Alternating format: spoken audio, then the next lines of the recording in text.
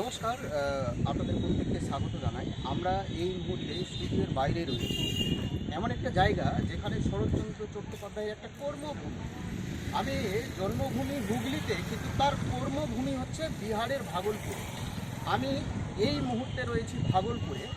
দেখুন, ভাগলপুরের রাজনীতি অর্থাৎ বিহারের রাজনীতি এবং ওয়েস্ট বেঙ্গলের রাজনীতির মধ্যে অনেক তফাৎ রয়েছে, বিস্তার ফোরাক রয়েছে। দেখুন, বিহারে না কোনো নেতা নেত্রী মানে তাড়াতাড়ি দল পরিবর্তন করে না। অর্থাৎ এই দল থেকে ওই দল টিকিটের লোভে হোক বা মাল্লু কামানোর জন্য। কিন্তু আমাদের পশ্চিমবঙ্গে আমরা দেখলাম জন বাল্লার মতো একজন প্রাক্তন মিনিস্টার, বিজেপির প্রাক্তন এমপি, তিনি কিন্তু এই মুহূর্তে বিজেপি ছেড়ে টিএমসিতে গেছে। ঠিক আছে, কিন্তু এলিগেশন লাগাচ্ছে বিজেপির বিরুদ্ধে এবং শুভেন্দু অধিকারীর বিরুদ্ধে। এই মুহূর্তে শুভেন্দু অধিকারী অত্যন্ত সরব হয়েছে তার প্রতি, এবং একটা কঠোর ব্যবস্থা নেওয়া হয়েছে, আইনি একটা নোটিশ পাঠানো হয়েছে। আপনার ইচ্ছে আছে দল পরিবর্তন করবেন, এখানে ইনকাম হচ্ছে না, বা আপনার মানে মাল্লু কামানোর ইচ্ছা আছে, আপনি যেতে পারেন, কিন্তু আপনি মিথ্যা এলিগেশন বা দোষারোপ করতে পারেন না।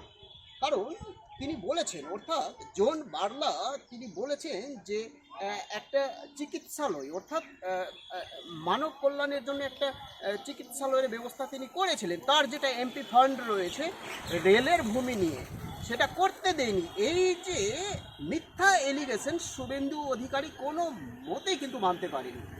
এই মুহূর্তে শুভেন্দু অধিকারী জানিয়েছে যে তার মুখ কিভাবে বন্ধ করতে হয় সেটা আমি জানি। অর্থাৎ একটা ধমকানো, চমকানো, মানসিক প্রেসার দেওয়া, অর্থাৎ মুখ কিভাবে বন্ধ করতে হয় বিজেপির বিরুদ্ধে, এবং বিজেপির যে সমস্ত নেতা নেত্রী রয়েছে তাদের বিরুদ্ধে তাদের যে ভেতরের তথ্য একেবারে প্রকাশ্যে সম্প্রচার করছে জন বাল্লা। এই মুহূর্তে আমরা যেটা গুপ্তভাবে জানতে পারলাম, তাকে নানানভাবে প্রেসার দেওয়া হচ্ছে, থ্রেট করা হচ্ছে, অর্থাৎ থ্রেট কালচার, যাতে বিজেপির বিরুদ্ধে বা শুভেন্দু অধিকারীর বিরুদ্ধে বা বিজেপির কোনো নেতা নেত্রীর বিরুদ্ধে কোনো মিথ্যা এলিগেশন বা কোনো গুপ্ত কথা বলা যাবে না। যদি মিথ্যা এলিগেশন লাগায় তাহলে কিভাবে তার বিরুদ্ধে ব্যবস্থা নেওয়া যায় সেটা শুভেন্দু অধিকারী ভালোভাবে জানে।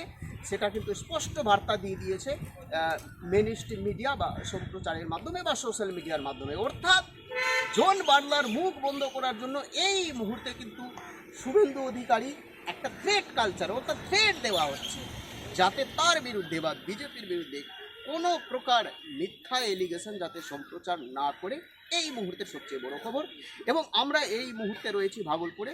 আমি রাজ্যের বিভিন্ন প্রান্তে ঘুরে বেড়াই, বিশেষ কাজে এসেছি, এবং কী কাজে আমি এখানে এসেছি আমি পরে বলবো। একটা রাজনৈতিক গল্প রয়েছে, অর্থাৎ নীতিশ কুমারের একটা একটা নির্বাচনী ক্ষেত্রে।